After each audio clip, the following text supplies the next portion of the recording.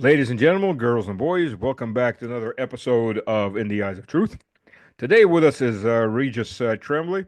I'm sure you've seen him before. He hasn't been on my show in a while, so we got him back straight out of Crimea, where besides sunshine, palm trees, and dodging an occasional Nazi drone, Regis went to service today. Has an interesting. Hey there, entrepreneurs. Are you feeling the squeeze from increasing regulations and higher taxes? Maybe you've noticed the growing instability and thought there has to be a better way. Well, you're not alone, and that's exactly why you need to consider offshoring your wealth now. Imagine a life where your hard-earned money isn't constantly under threat from unpredictable government policies. Sounds pretty good, right? Let me tell you. It's not just a dream, it's a smart strategy. Here at Exit Strategy, we specialize in helping entrepreneurs like you protect and grow their wealth. We navigate the complex world of international finance so you don't have to, from setting up offshore accounts to advising on the best countries with favorable tax laws. We've got you covered. Now, I know what you're thinking. Offshoring sounds risky, maybe even a bit shady, but the truth is many savvy business owners are already doing it. It's not just about dodging taxes, it's about creating a safety net for your future. Imagine diversifying your assets across multiple jurisdictions. When one country faces economic downturns, your wealth remains secure. Think of it as an insurance policy against the uncertainties of life. And let's not forget, having a portion of your wealth offshore can open up opportunities for international investments. You're no longer limited by the economic climate of a single country. You can tap into booming markets around the world, maximizing your returns. But here's the kicker. Time is of the essence. With increasing global scrutiny and tightening regulations, the window for easy offshoring is closing fast. The sooner you act, the better positioned you'll be. So why wait? Protect your wealth, secure your future, and explore new opportunities with Exit Strategy. Don't let the rising dangers in the US economy catch you off guard. Reach out to us today and take the first step towards financial freedom. Because when it comes to your wealth, playing it safe is the riskiest move of all. Thanks for watching, and remember, your future starts with the decisions you make today. Choose wisely, choose Exit Strategy. Catch you in the next video.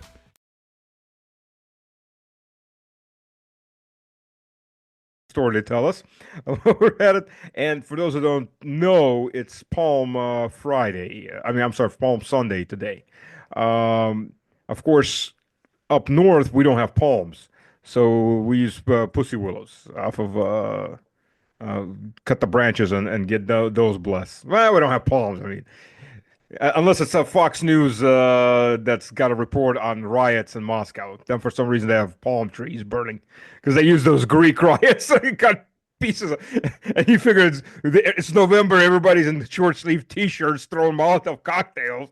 Palm trees are burning. Like what the hell? The police aren't outfitted right. And then the camera pans over, and in Greek it's written "the Bank of Athena." But it's all Cyrillic, so the average American has no clue what the hell's written on there. So I was like, jeez. Uh, yeah. Good reporting by Fox News. Sorry, Regis. Go ahead. So tell us about the service in this very interesting tradition they have. Well, I went to the Palm Sunday service in a little village in the Bachsarai district. Half the town is Tatar Muslim, and the other half are Russian Orthodox Christians. Now, this is a wonderful and a beautiful monastery church, but the main church is really very small. There were so many people there today that it was jam-packed. And what Americans really don't realize is Russian Orthodox, they don't have pews, they don't sit, they don't kneel, they stand for sometimes 2.5, 3 hours for these very long services. So I pushed my way in for a little bit, but I can't stand for 2.5 hours. So I was sitting right outside the door, and I had a lot of time to think and to meditate. Anyway, when the service was finished, they had a procession through the village. and they had an icon of Jesus that was mounted on a type of saddle, and they strapped it to a donkey. And this procession of over 100 people, and many of these people were old babushkas, old grandmothers, children, families, and we marched through town in this procession. Now, this was really quite an interesting experience for me. I lived in Italy for a number of years. I traveled across Europe. I was a priest in the United States for 14 years. Never saw anything like this. This was really quite impressive. But Stash, what I have to tell you is I was meditating. I mean, I had a couple of hours where I didn't know what was going on. I don't speak Russian. I couldn't stand for 2.5 hours. So I was sitting and I was just thinking, and I was reflecting on this, that here the Christian churches are commemorating Jesus' triumphant return to Jerusalem with them spreading palms. And as you said, there's no palms here, not even in this part of Russia. Really? They I have, thought you had palms. no, not down here, pussy willows. Okay. And everybody had a bundle of pussy willows and watching and marching with this. But I was sitting there reflecting on the situation that we find ourselves in the world. And I reflected on this, thus, are we marching towards our own Good Friday when Jesus was crucified, towards our own annihilation? Given everything that number 47, Trump, is doing in the world right now, from threatening Russia, from threatening Iran and bombing the hell out of Yemen, and from threatening China, are we marching towards our own extinction? That was my Palm Sunday meditation. Not the happiest thought in the world, but while I was attending this really very beautiful ceremony, as Russian Orthodox ceremonies are, my mind was reflecting on where we're headed as a species. By the way, there weren't any benches inside because normally there are benches for old people or for Yeah, but I ill don't people. qualify. I don't qualify. There's two little benches, one on each side of the church. It's a very small church, and there's 100 people packed in there. And you know, I couldn't ask some old babushka who's 90 to get up and give me her seat because that's who was sitting on Damn these little youngins trying benches. to take the seat of the old people. Yeah, Damn, yeah. damn So 70-year-old youngins. yeah, so I was inside for a little bit, and then I was sitting right outside the door, listening to what was going on. But there's another thing in there that needs to be addressed. You said, and here's for people who might have missed that. Half the village is Sunni Muslim, half the village is Orthodox Christian, and they're not eating each other. No, you're exactly right. Uh, it's very peaceful. Uh, there's a mosque about 1 block away. It's a very simple mosque. But when these monks built this monastery church, it's a massive structure. Yeah, they tend to be that. That's, by the way, why uh, the Ukrainians, the Nazis up there further north, they they try to make the churches into bunkers and headquarters yeah. buildings because they're built heavy. So yeah, but when they're walking out of there or they're running away, they'll normally just aim to try to demolish the church. Well, and they're stealing all the artifacts and gold or whatever there is into them, Yep. turning them into, as you said, bunkers, but museums. Gay They're clubs up north in Kiev and places like that. oh man, it's really disgusting what they're doing to well, Christian Orthodox and Orthodox churches that are affiliated with the Church of Moscow, the Church of Russia, and not the breakaway Church of Ukraine. But Well, The thing is, the breakaway church of Ukraine is cosplay. They're not real Orthodox Christians. They're, I mean, the priests and all. They don't have any monks because you can cosplay a priest, dress up, make a little money, playing at being a priest. But being a monk is a dedication of your entire life. They don't have those. So the monastery in Kievskaya Lavra, Pechurskaya Lavra in Kiev. The monastery they took over, they took the northern, the upper area that was just churches. Now they're moving to the southern portion, the lower area, where the caves are, where the remains of the saints are. And they're saving the remains. They're selling them off to the Vatican, they're selling them off to private collectors. So the remains of our saints are being shipped out Yeah. in the middle of the night so that Zelensky and company can make more money. Well, and related to that, you're looking at the Baltics, Latvia, Lithuania, Estonia, some other countries are destroying the monuments, and they're sacred monuments of the heroes of World War II in those countries who resisted the Nazi onslaught. I mean, when I look at what's happening, there's only one word I can use to describe it. It's evil. Yes. And it is, people are calling it neo-Nazism. It's Nazism. It Yeah. never died. It Oh, never yeah. died. Well, Nazism, because people often they use two terms interchangeably, and they're not really interchangeables. Fascism and Nazism. Fascism is a form of economic socialism, national socialism. But on top of that, Hitler built his party. But let me ask you this, bounce this up, because I read a very interesting note on this.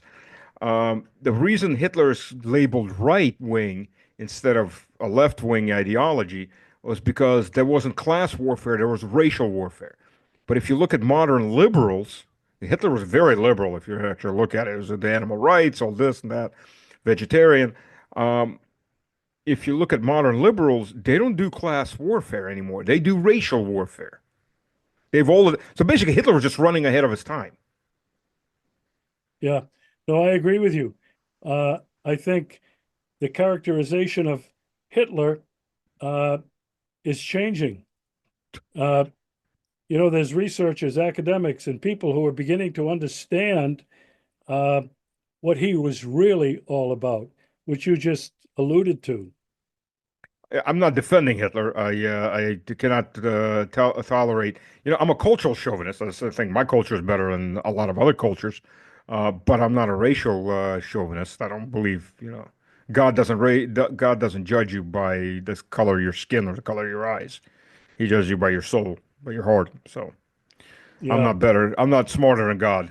So Well, and my view is, uh, if you look at this little blue dot from space, there are no borders. and You no know, off ramps either. well, So, no, no, you're right, and everybody on this little blue dot are really citizens of that little blue dot, and you can call us we're all brothers and sisters, regardless of the color, regardless of the beliefs. And it's really unfortunate that we've lost that understanding of who we are as citizens of this little blue dot. yeah. But well, what do you think of the Trumpathon, Liberation Day, You know, uh, Terrorthon? when he got elected, I thought, I don't like this guy. I didn't trust him from his first time around. I didn't like what he did. I thought he was really over his head. Now, this time around, I thought, I agree with some of the things he's saying, like a smaller government, like getting rid of government waste, getting rid of fraud in the government. I really thought he was going to attack the Pentagon and the military industrial complex, where so much of it really is. Um, I wasn't a big fan of the Department of Education Oh, it's horrible. uh, because that wasn't there from the beginning. from the very beginning, I forget when 1950s or something that it was formed. Uh, 60s, I the think. states, the states were responsible for education, and the parents had more say. The teachers had more say. And, I was a teacher myself in high school, and what I saw happening over the last 50 years is the teachers couldn't teach anymore. They had to teach to the standardized test to make sure that the kids could answer the questions and they would get a good rating. And with that, and in addition to that, the higher education fell victim to grants from the Department of Education, State Department, the War Department, and they become incredibly corrupt. You got you got academics now that are afraid to speak out against any government narrative, no matter what Yeah, it is. yeah, Right now, the issue is Palestine. Professors don't dare to speak out. yeah. Students on campuses around the country are being expelled Oh, yeah. in their fourth year. They're about ready to graduate, and some of them are being deported. And so, I thought in the beginning maybe Trump can do something. I really thought, wow, he wants to make peace with Russia. I thought, man, that is probably one of the most important things worldwide is for the United States and Russia to be talking again. And thank God that's where these diplomatic encounters have been heading towards restoring normal diplomatic relations, embassies, consulates fully staffed, you know, give back the property that you stole from Russia. Uh, and so I think this is a really good thing. But then you mentioned Liberation Day. Uh, Trump is going to liberate America from being screwed by all these countries around the world, especially China. And he's putting 25 and 35% tariffs on everybody and 124% tariffs increase on China. And I thought, what the hell is this guy doing? He's turned the whole world against him and the United States. Now, Stas, I don't have very good idea about economics and micro and macroeconomics, but I can only think that when you make enemies of everybody in the world, friend and foe alike, all of Europe, he's threatening them. This is not good, in my opinion. This is like he's like a bull in a china closet. He's like he's like an old western cowboy with a whip in his hand, and he's snapping a rip at everybody. I don't see that as a good thing. Excuse me. He wants to come and be known as the peace president. He's threatening Russia. He's bombing the hell out of these poor Yemenis who've got some really sophisticated missiles, but he's killing a lot of people. Civilians. He's threatening Iran to bomb them like they've never been seen before. He's fully supporting with billions of dollars Israel and the genocide in Palestine.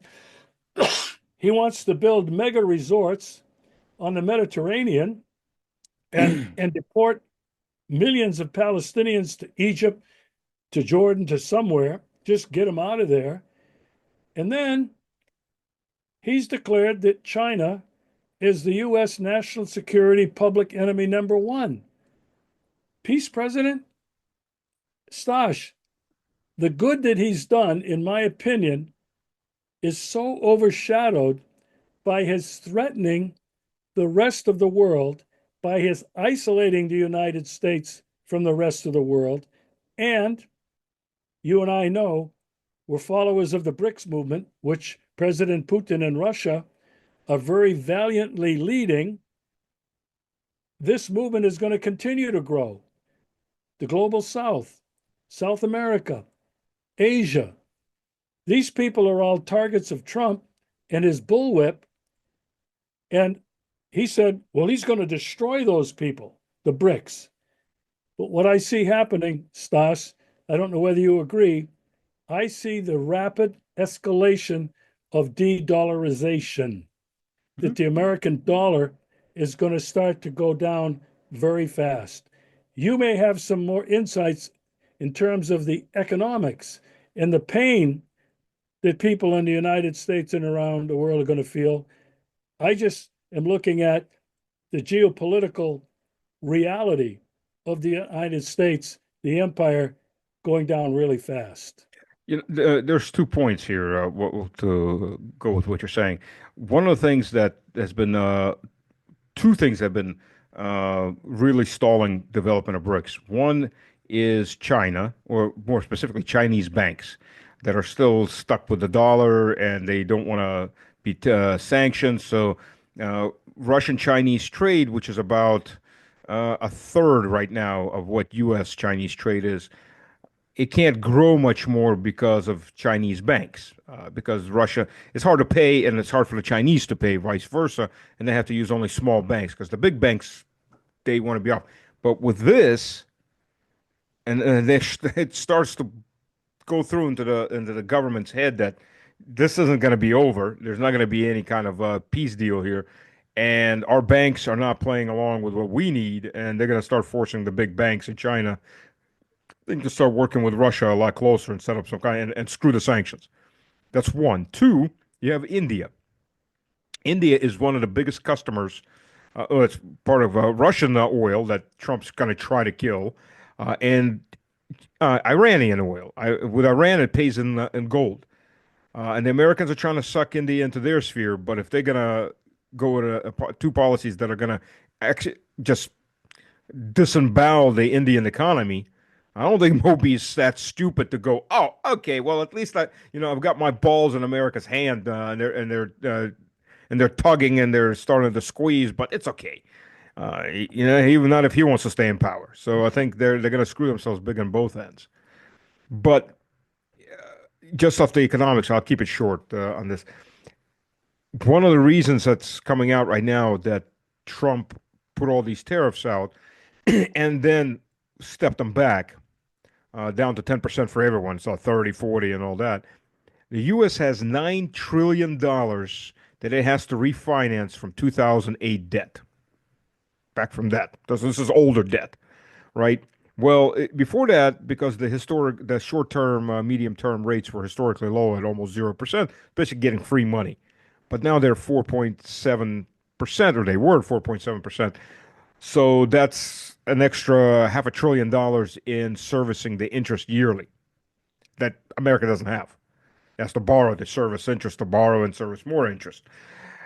Well, what seems to be that with this big tariff, the idea that Stephen Miran, who's Trump's number one economic advisor, sounds like an idiot if you read what he's saying, but they were going to scare the world into running from all these different governments and economies and buying up American safe treasury bills, which if there's a lot more demand, the interest rate goes down and they can refinance for very cheap. But they got the exact opposite effect. People started running out of the American dollar and the rates started skyrocketing up. So you're right.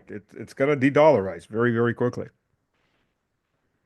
Yeah, and you lived in America. I mean, you were really raised there, educated there.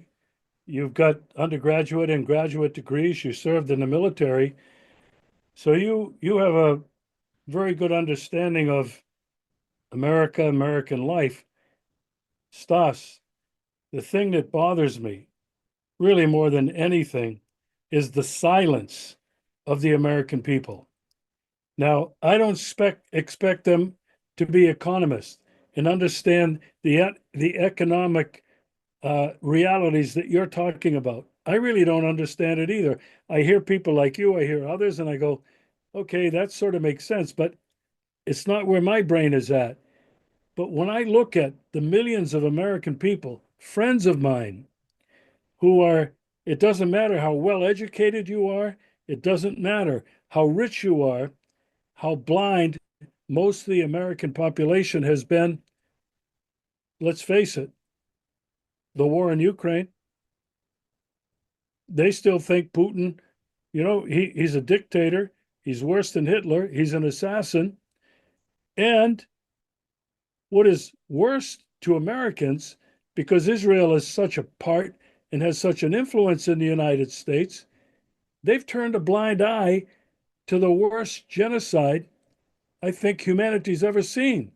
Israel dropping 5,000-pound bombs on innocent people, shooting children, shooting doctors, blowing up hospitals and schools. I mean, I can't believe that the American people are not outraged and in the streets in massive numbers every day. What are your thoughts on that? I just can't believe it. Regis, when you were a preacher, what denomination were you? Hey, a Roman Catholic. Okay, you're a Roman Catholic. Oh, so you're a priest. Okay, I didn't know you were a Yeah, Roman Catholic priest. Okay. Do you know what dispensationalism is? yeah, You know rapture, the heresy. yeah. I would probably get people pissed, some people riled up, but folks, rapture is a heresy. It was created by Charles Darby in 1833, and it has absolutely no Christian foundation in it. Sorry, but that's the reality. And Christ ain't coming back twice. He's coming back once. Um, because that's what rapture teaches them. But the thing is that I grew up in the South, so I was surrounded by a lot of these, the Presbyterians, a lot of the Baptist evangelicals. They don't care that Israel is killing Christians, by the way. They don't either.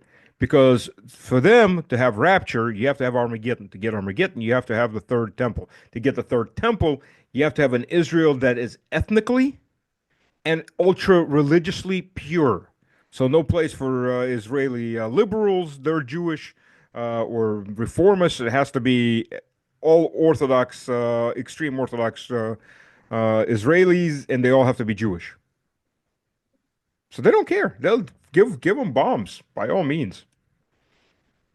Yeah, but Stas, you and I both know these are not traditional Orthodox real Jews. These are Zionists. I know. The- yeah. Uh, Netanyahu is not leading the charge to build a new temple. Uh, his is the greater Israel. Uh, is and the thing behind all of this, Stas, and I didn't come to this until, relatively late in my life, but you know, Saudi Arabia and Israel were both formed around the same time by guess who? They're British. The you, the British. And so Yeah. the people in Saudi Arabia, okay, the kings and princes and all of those guys prancing around are not enemies of Israel. They're partners. They're partners in all of this.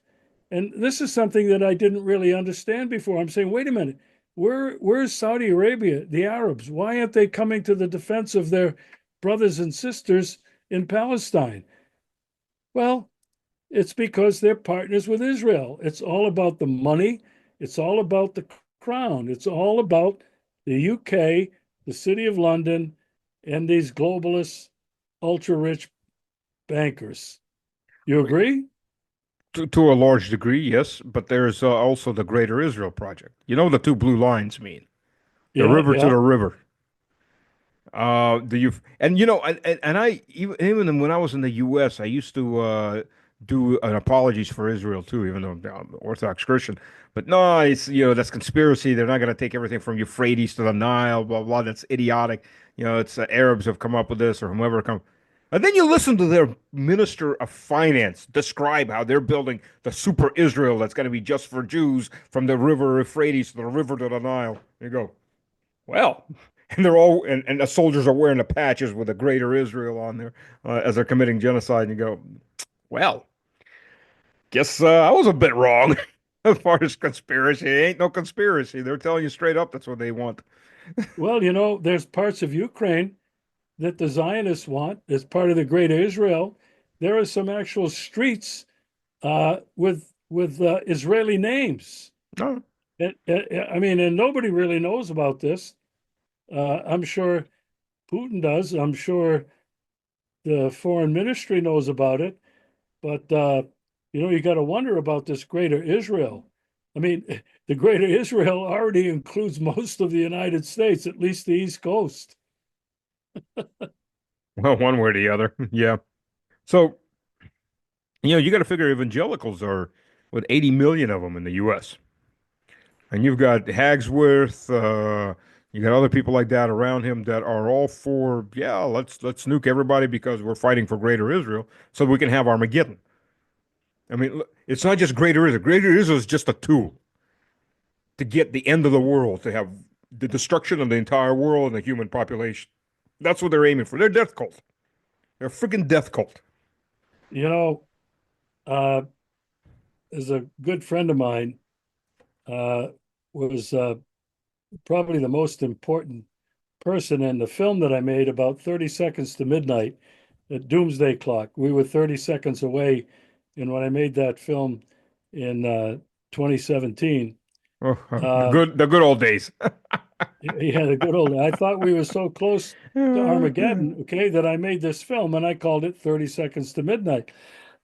Well, at the end of the film, Dr. Helen Caldicott, who was an Australian medical doctor, trained and lectured at Harvard University, uh, she she was known all over the country for some 20, 25 years as a anti-nuclear activist.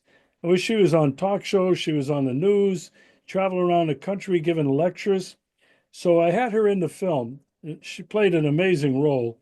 But at the end of the film, she said, in light of all of this, uh, she said, are we an evolutionary aberration designed in an evolutionary sense not to survive? I wonder. I hope not. I You know definitely what? hope not. It kind of looks like it when, somebody can push the button and we do have Armageddon. It's all over for this version of humanity. Well, humanity will survive. It'll just You be the think Esco. so? Oh yeah, absolutely. We're too well spread. It may just be the Indians and the Amazon and the Eskimos that come out one day and go, "Where'd everybody go? Oh, I guess it's all ours now." That may be a different. Or the pygmies coming out of the desert in the middle of Africa go, "Where all the big people go? Ah, it's all ours now." Yeah, yeah. It may be that, but some version of humanity will survive. So, hey, to The end meek will to end inherit the on world. There you go. to finish on a positive note, okay? Please, please. What uh what I've lived here 5 years and I've been coming here since 2016, 2018, 2019, and several trips during those years. And I got to travel around parts of Russia, and this is an enormous country. I haven't been to the Far East, uh, but living here now for the last 5 years and in Crimea, but I've traveled quite frequently to Russia, St. Petersburg. Um, what I see, Stas, is such a contrast to the chaos, the anger, the militarization, the depression, the feelings of being isolated in the United States, all across the EU. I can't talk right now about Japan. I haven't been there for, God, I don't know how many years it is now. But when you compare the climate in the West, in the United States, to what it is here in Russia, it's peaceful, it's tranquil, there's almost no violence. Little children can be out playing and running around in a mall with no parents in sight. Little old ladies, babushkas out late at night. Young people, women walking alone anywhere you go in Russia. And and politically, it's very calm here. Putin's got this 80 something percent approval rating. Uh, in spite of this war, which is taking its toll on a lot of Russian men and women, I don't know how many, but this country is united and people are going about their lives like they always have. I guess, except if you were a family that lost somebody in this special military operation. But I think about this every day, Stas. There's none of this anger, there's none of this divisiveness. You know, we started to mention the Crimean Tatars, Muslims, living harmoniously with Russian Orthodox Christians, supposedly 185 different ethnic groups. The Muslims are a large population here, large numbers of Protestants, large numbers of even Roman Catholics, predominantly Orthodox, but people here are living in harmony. And Stas, I thank God. I think whatever is good about the universe, that I happen to be living here in this country at this time that is probably the most peaceful place on earth, in spite of all the attacks, the sanctions, the threats of war, breaking up Russia, getting rid of Putin. In spite of all of that, this country is together and it's peaceful. You know, what can you say to a young person in America? Why the hell are you going to you're sitting there in a country that's rotting, move to a country that has a future, where you're not in debt and you can actually have a family. Yeah, well, my hope is that maybe more and more young people in America realize they don't have a future. They Yeah. cannot pay off their college debt. I have friends. Regis, I'm sorry I have to interrupt. We are almost out of time. We got, uh, You're on the 40-minute plan. yeah. It's the free version. What could I do? They don't take Russian cards. I don't have an American card anymore. Thank you everyone for joining us. I'll put a link to Regis's video in the description for the video, so look it up. If you have any questions for Regis, put them in the comments or let me know. I'll make sure he gets them. If he wants to, he'll answer. If he doesn't, well, he's a free man. That's his choice. So, do they have donkey riding class?